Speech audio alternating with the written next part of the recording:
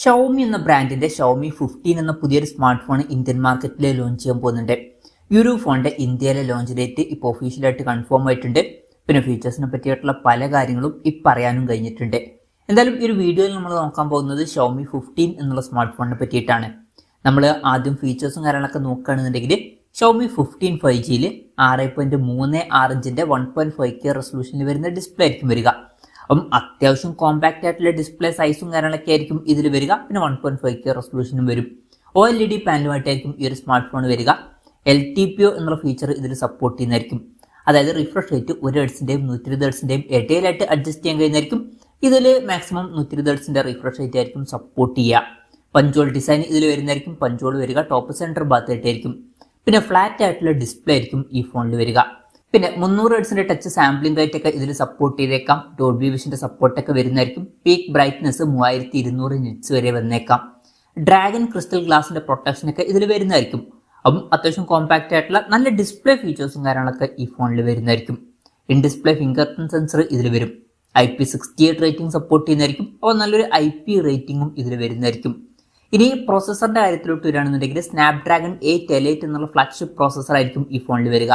അപ്പോൾ ലേറ്റസ്റ്റ് ആയിട്ടുള്ള ബെസ്റ്റ് ആയിട്ടുള്ള ഫ്ലാഗ്ഷിപ്പ് പ്രോസസ്സർ തന്നെ ഇതിൽ വരും. അത് എടുത്തു പറയേണ്ട ഒരു കാര്യമാണ്.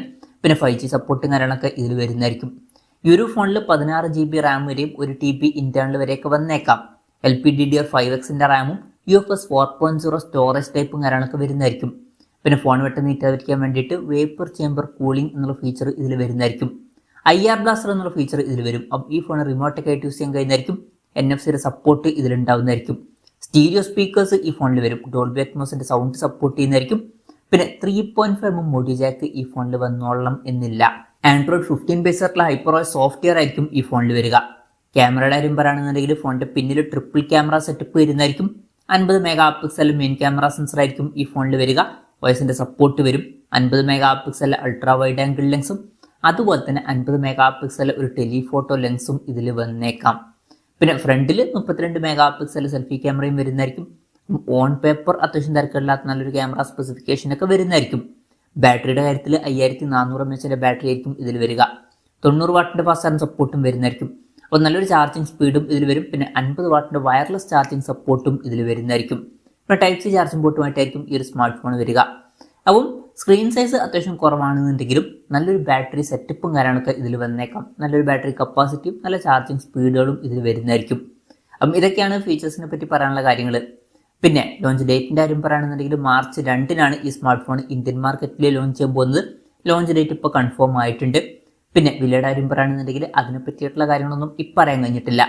എന്നാലും ചൈനീസ് മാർക്കറ്റിൽ ഷവോമി 15 എന്നുള്ള സ്മാർട്ട് ഫോൺ 52,000 രൂപ പ്രൈസ് റേഞ്ചിലായിട്ടാണ് ലോഞ്ച് ചെയ്തിട്ടുള്ളത്.